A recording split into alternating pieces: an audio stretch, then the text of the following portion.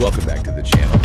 If you're hanging out in the live premiere right now, drop your thoughts in the super chat. We are watching, and we really want to hear your take on this. Yeah, definitely let us know what you think. Exactly. And if you're catching this later, hitting that super thanks button or considering a channel membership goes a massively long way in supporting the deep dive tech reviews we make for you here on Azeem USA. It really is. So today is Wednesday, March 4, 2026, and Apple just dropped a massive curveball on us. Oh, massive. Totally out of nowhere. Right. Rather than a highly produced cinematic keynote video, they quietly issued this wave of press releases announcing a mountain of new hardware. Just dropped it on a random Wednesday morning. Yeah, exactly.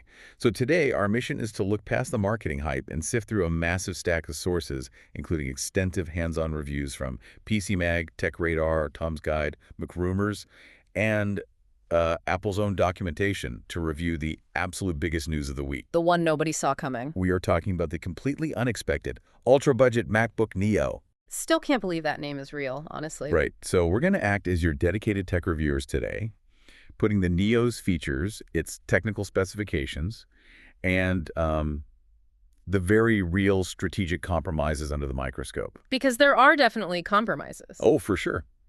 We need to figure out if this $599 machine is truly the Chromebook killer everyone is claiming it to be, or if the cut corners just make it a hard pass. Okay, let's unpack this. The strategy shift here is, well, it's arguably as significant as the hardware itself. Reading through the sheer volume of commentary from reviewers who got brief hands-on time in New York, London, and Shanghai, you can really sense the industry recalibrating. Totally. Apple has essentially created an entirely new category for the Mac, stepping into a price bracket they have historically just ignored. Let's lead right with that headline number because it is the anchor for everything else we're going to discuss today. Yep. The MacBook Neo starts at just $599. And if you're a student or a teacher, the education pricing brings that down to a staggering $499. Which is just unheard of. We have to pause and recognize how rare this is. It has been years since Apple offered a sub-$1,000 laptop directly in its own stores. Right. Recently, if you wanted a budget entry into macOS, you basically had to hunt down a clearance 2020 M1 MacBook Air at a third-party retailer like Walmart. Exactly. And now they are bringing the budget market right to their own front door. That aggressive pricing directly challenges the low-end Windows and Chrome OS market. The education sector, in particular, is where Apple lost massive ground to Chromebooks over the last decade. A $499 price point for schools completely changes the math for district IT buyers. And according to the reviews from Tom's Guide and PC Mag, you aren't getting the typical budget laptop experience. I mean, I remember my first budget laptop for college. Oh, we all do. It was this bulky, creaky plastic brick that felt like it would snap if I put too many textbooks on top of it. But the Neo, it features a highly durable, 100% recycled aluminum unibody. Yeah, that's huge. It weighs just 2.7 pounds and measures a razor-thin 0.5 inches thick. You're getting Apple's premium build quality at a big box store price. What's fascinating here is how Apple's using visual language to differentiate this new budget tier from their professional line. They haven't just offered a cheaper silver wedge. They've introduced a distinct, highly vibrant color palette. It's a deliberate callback to the colorful iBooks of the late 90s. The colors are so fun. You have the classic silver, but then there's blush, which is a really nice soft pink, citrus, a bright punchy yellow, and indigo, a deep, rich blue. And a design choice that reviewers immediately highlighted is that the keyboards are actually color matched. Oh, right. Yeah, with the exception of the silver model, which utilizes stark white keys. The keycaps and the trackpads on the blush, citrus and indigo models are tinted to match the surrounding aluminum chassis. It creates a cohesive, almost playful aesthetic. Furthermore, when you look at the display assembly, Apple made the choice to ditch the controversial notch entirely. Oh, the camera notch that everyone loves to hate on the Air and the Pro. The very same. Instead of the notch, the Neo features thicker, uniform bezels all the way around the screen. It strongly resembles the design language of an iPad. It immediately telegraphs to the user that this is a different class of device. It really does look like an iPad with a keyboard permanently attached, which gives it this incredibly clean, approachable vibe. But let's look under the hood, because this is a technical specification that had the entire tech community doing a double take. The big reveal. The Neo is powered by the A18 Pro chip. Yes, this is the exact same silicon that Apple used in 2024's iPhone 16 Pro. It's wild. They literally took a smartphone chip and dropped it into a Mac laptop. It features a 6-core CPU, a 5-core GPU, and a 16-core neural engine. Putting mobile silicon into a desktop operating system environment is a massive flex of Apple's chip architecture, but it's also a brilliant business insight. Apple is likely utilizing surplus or slightly binned A18 Pro chips from their iPhone manufacturing lines. Right, recycling the tech, basically. Exactly.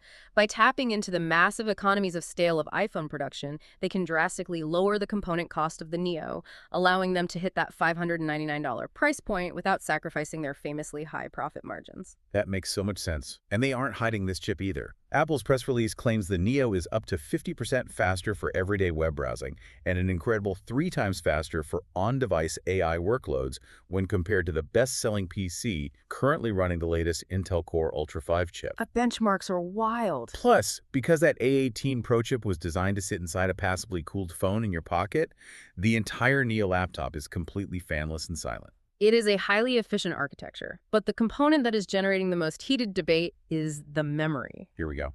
The base $599 model features 8 gigabytes of unified memory operating at 60 gigabytes per second of bandwidth alongside a 256 gigabyte solid-state drive. Okay, we need to stop right here. I have to push back on this on behalf of everyone watching.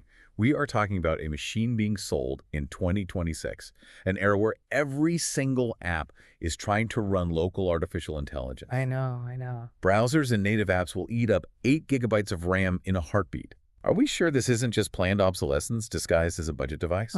Because locking a user into 8 gigs of non-upgradable memory feels like a massive bottleneck waiting to happen. It is a completely valid concern, and seasoned power users absolutely view 8 gigabytes as a non-starter. But we have to contextualize the hardware. That 60 gigabytes per second of memory bandwidth is roughly half of what you get on a base M3 chip. Right. So, no, you are not going to be scrubbing 4K video timelines smoothly in Final Cut Pro. But consider the software optimization. macOS Tahoe is incredibly aggressive about memory swapping and compression. This machine is engineered specifically to handle dozens of browser tabs, word processing, and, crucially, to process Apple Intelligence features locally. So you're saying it really can handle the AI stuff without choking? Because Apple is heavily marketing things like writing tools to help you rewrite emails, live translation for FaceTime calls, and the cleanup tool in Photos. It handles those specific native models perfectly because the A18 Pro's 16-core neural engine was literally built to execute those exact Apple Intelligence tasks on an iPhone with 8 gigabytes of RAM. Ah, right. It's the exact same setup. Precisely. The translation from phone to laptop doesn't suddenly make those specific tasks heavier. You aren't buying this to compile massive code bases or render 3D environments. You're buying it to get your coursework done, browse the web, and watch streaming video. Here's where it gets really interesting, because hitting that $599 price point wasn't just about using an iPhone chip. Apple had to master the art of the compromise. And they cut some very specific corners. We need to detail exactly what corners were cut, starting with how you physically interact with the machine. The Magic Keyboard still has that snappy, tactile typing feel we expect, but it completely lacks backlighting. Yeah, that's a tough one for some people. There are no glowing keys for late-night typing. Yeah. And the trackpad. It's spacious, but it uses a mechanical diving board click mechanism. It abandons the high-end, force-touch haptic feedback we've been spoiled by on modern Macs. For anyone who hasn't used an older budget laptop in a while, a diving board trackpad means you physically cannot click the top corners of the trackpad. The mechanism relies on a hinge at the top, meaning it only depresses and registers a physical click towards the bottom edge. It's so weird to go back to that. It really is. It's going to require some serious muscle memory readjustment for users accustomed to clicking anywhere on an Apple trackpad. It is a direct cost-saving measure, eliminating the expensive haptic engine. Another major compromise is the security hardware. The base $599 model features a standard old-school power button. Just a button. Just a button. There is no fingerprint reader. If you want the convenience of Touch ID for unlocking your Mac, autofilling passwords, or using Apple Pay, you are forced to pay a $100 premium for the upgraded model. Classic Apple ladder pricing right there. But it is worth noting that the $100 upgrade doesn't just add the biometric scanner, it also doubles your storage from 256 gigabytes to 512 gigabytes. Honestly, $100 to double your solid-state storage and get a fingerprint scanner feels like one of the most reasonable upsells Apple has offered in years. It's surprisingly fair. Let's move to the display and the camera because the cuts are very apparent here. The Neo sports a 13-inch liquid retina display. It is genuinely sharp, sitting at a 2408 by 1506 resolution, and it hits a solid 500 nits of brightness, which is actually on par with the MacBook Air. It is bright and sharp, certainly superior to the dim 250 nit panels often found on $500 Windows machines. However, we must point out the missing display technologies. Right, the invisible cuts. Exactly. It lacks true tone, meaning the screen won't automatically adjust its color temperature to match the ambient lighting in your room. It lacks promotion, capping the refresh rate at a standard 60 Hz instead of the buttery smooth 120 Hz. And perhaps most impactfully for creative users, it lacks the P3 wide color gamut, relying instead on the older sRGB color space. So if you are a professional photographer or video colorist, you're going to notice that the reds and greens just don't pop the way they do on a Pro display. But for a high school student writing an essay, sRGB is perfectly fine. Completely fine. The camera tells a similar story. Apple included a 1080p FaceTime HD sensor. Reviewers are praising this as a huge win over the grainy 720p webcams that still plagued budget PCs. But it lacks the 12-megapixel center stage feature that physically pans and zooms to keep you in frame, and you don't get the desk view feature. Segmenting those specific camera features is purely a software gating decision by Apple to protect the value proposition of the higher-end Air and Pro models. The A18 Pro chip is more than capable of handling the image signal processing required for center stage. It does it on the iPhone, but Apple needed to draw a line in the sand regarding premium features. And we see that same line drawn with the audio and battery. The Neo features dual side-firing speakers. They do support spatial audio and Dolby Atmos, which is great for movies, but it is a noticeable step down from the rich four-speaker setup on the 13-inch Air. Noticeably thinner sound for sure. You also only get dual microphones instead of a 3-mic array. Now, let's talk battery. It is rated at 16 hours of video streaming, but it's powered by a notably small 36.5 watt-hour battery. 16 hours is highly respectable, but that physical battery capacity is tiny compared to the 52 watt-hour battery in the Air.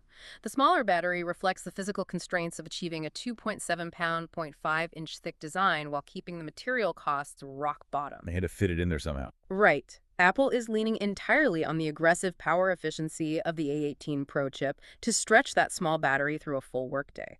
The margins for heavy multitasking will just be a bit tighter. Okay, it is time to talk about the I/O curveball, because this is the detail that the tech community is fiercely debating online. Daring Fireball and McRumors highlighted the USB-C situation, and it is a wild ride. The Neo has two USB-C ports on the left side, alongside a standard 3.5mm headphone jack. And just a quick note on that jack, it lacks high impedance support. Yes, great point. So your fancy studio headphones won't get the extra power they need. But here is the catch with those two USB-C ports. They're not created equal. This is where the technical constraints of repurposing smartphone silicon become glaringly obvious. Wait, let me break down the numbers first. One port is USB 3. It gives you 10 gigabits per second of data transfer and supports one external 4K monitor at 60 Hz. But the other port right next to it is strictly USB 2.0. Which is practically ancient. You are hard capped at 480 megabits per second. To put that in perspective, transferring a massive 4K video file from a hard drive over USB 2.0 will feel like it's taking a lifetime compared to modern standards. Also, there is no MagSafe magnetic charging, absolutely no Thunderbolt support, and for wireless, you're relying on Wi-Fi 6E and Bluetooth 6.0 rather than the absolute latest standards. If we connect this to the bigger picture, we have to look at the engineering reality of what Apple accomplished here. The A-series chips, including the A18 Pro, were architected specifically for iPhones. Right. An iPhone only requires one high-speed data lane for its single bottom port. In order to get a second distinct port to function on a Mac logic board driven by mobile silicon, Apple engineers had to implement a workaround. They essentially had to dig up a legacy USB 2.0 controller to manage the second port because the A18 Pro simply does not have the PCIe lanes to support dual high-speed I/O. It is a massive engineering hack. Yeah. They literally stretched the mobile chip to its absolute breaking point to mimic a desktop environment. They really did. And what I find fascinating is how Apple is handling this in the software. Because they know users will be confused, macOS Tahoe features a built-in safeguard. If you accidentally plug your external 4K monitor into the slower USB 2.0 port, Tahoe will hit you with a pop-up notification, essentially saying, hey, you plug your monitor into the slow port, move the cable over 1 inch to the other port. It is an elegant software solution to a clunky hardware compromise. When you synthesize all of these cut corners, the diving board trackpad, the sRGB screen, the lack of keyboard backlighting, and the USB 2.0 port, you have to view them through the lens of the competitive landscape. Apple also announced the new M5 MacBook Air this week. But crucially, that M5 Air now starts at $1,099, featuring 16 gigabytes of RAM and 512 gigabytes of storage as the new baseline standard. Which leaves a massive $500 gap between the base MacBook Neo and the base MacBook Air. That price gap is incredibly strategic. The MacBook Neo is positioned to capture an entirely different demographic. It is aimed squarely at students, casual home users, and those frustrated switchers coming from budget Chromebooks who want the reliability of macOS, but couldn't justify spending over $1,000. It makes total sense. The value proposition here is almost predatory toward the competition. Consider this retail scenario. A user can now walk into an Apple store with roughly $1,200. With that budget, they can purchase the brand new $599 iPhone 17e, which incidentally just received MagSafe support and the A19 chip in this week's announcements, and they can also purchase the $599 MacBook Neo. So for $1,200, you're walking out with a brand new Apple smartphone and a brand new Apple laptop that completely redefines the entry point into the Apple ecosystem. Absolutely redefines it. They are basically handing a golden ticket to parents shopping for back-to-school tech. The value is just off the charts, even when you factor in the diving board trackpad and the slower second USB port. It really does feel like game over for those cheap, plasticky laptops that slow to a crawl after 12 months. It places immense, undeniable pressure on competitors operating in the sub-$600 bracket. But beyond the immediate market dynamics, this release raises an important question about the structural future of computing. I'm listening. Apple has officially and successfully blurred the lines between its mobile and its desktop platforms by putting an iPhone chip into a Mac laptop. If a smartphone processor can effortlessly run a full desktop operating system, complete with complex on-device artificial intelligence, how long will it be until the physical form factors of our phones, our iPads, and our MacBooks merge entirely? It's a crazy thought. We are looking at the foundational technology that could eventually allow a single unified computing device to service your phone on the go and your desktop when docked. Wow.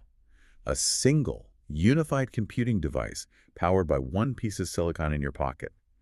That is an incredible thought to mull over, and the MacBook Neo might be the very first stepping stone toward that exact future.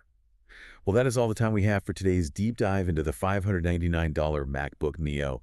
I want to give a massive thank you to you, our listener, for tuning in on the Azeem USA channel. Yes, thank you for joining us. We absolutely love unpacking these complex tech mysteries with you. Before you click away, please don't forget to hit that super thanks button if you found this breakdown insightful. Drop a super chat in our future video premieres to join the live conversation, and seriously consider purchasing a channel membership to support the creation of more in-depth tech reviews exactly like this one. Until next time, keep questioning the tech around you, and we will see you in the next deep dive.